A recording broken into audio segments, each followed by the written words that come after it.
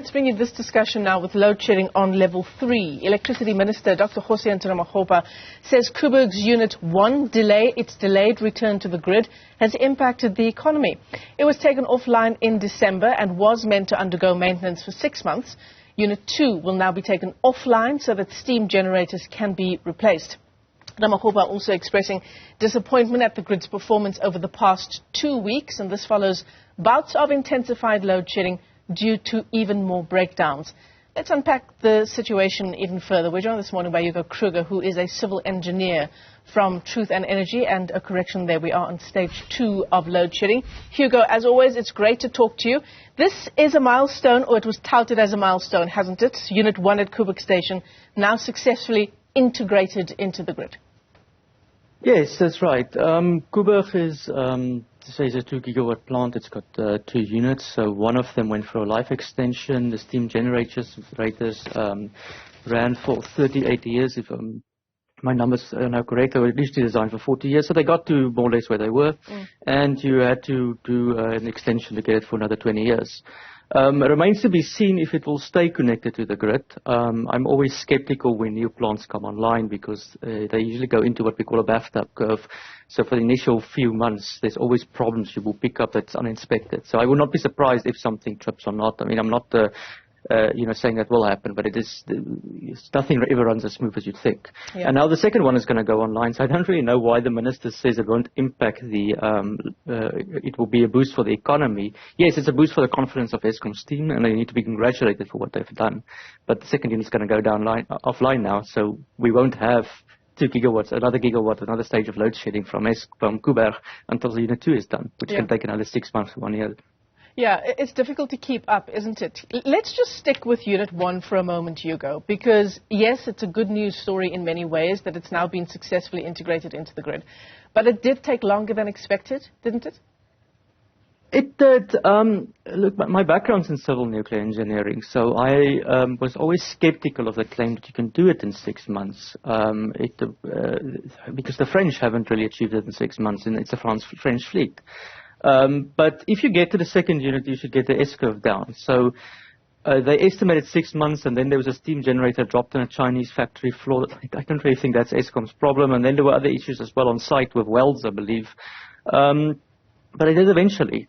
So, yes, it's 6 months later than delayed, but you get 20 years more power out of it. So it's not the end of the world. Yeah. Right.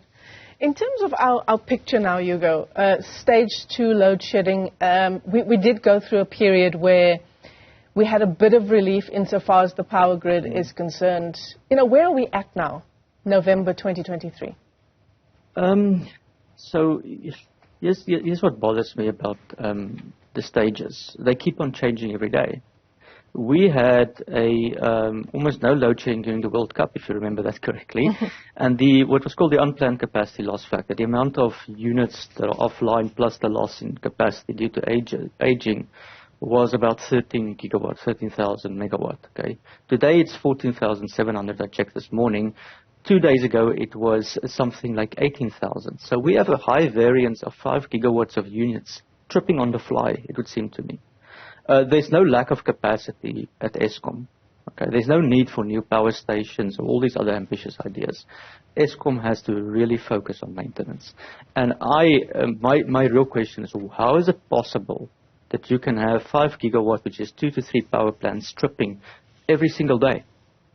Okay, and it doesn't seem to be attended to. So they need to really focus on the maintenance, and they need, in my view, they don't have an adequate maintenance budget. Yeah. To treat it properly. Yeah, the maintenance issue is one that we can even trace to our water issues in particular parts of the country, right? It just doesn't feel like we are learning the kinds of lessons insofar as maintenance is concerned. Why is the maintenance question not being answered? Outside of these budgetary constraints. That is the million-dollar question throughout all of South Africa, whether it's Transnet, whether it's water, as you just said, whether it's Eskom. There seems to be no appreciation for the value of maintenance. Now, the rule of the thumb is that maintenance of a power plant, is about 1/3 of the cost of building a new power plant. And Koeberg has now showed to us that you can fix or overhaul an entire power plant within 1 year, right? 6 months, ideally, if you do it properly. Now, if we have a mass maintenance plan for Eskom, we should theoretically be overhauling a power station every 6 months, if not 2 to 3 every 6 months. Right. But there seems to be no such proposal. There seems to be a attitude at Eskom that we're just going to walk away from coal and we're going to walk to new transmission lines. The length of the transmission lines they want to build is 40% of the circumference of the Earth, okay, for the renewables. And I'm not against renewables. By all means, I would love for that to happen. But it's not going to happen overnight, right?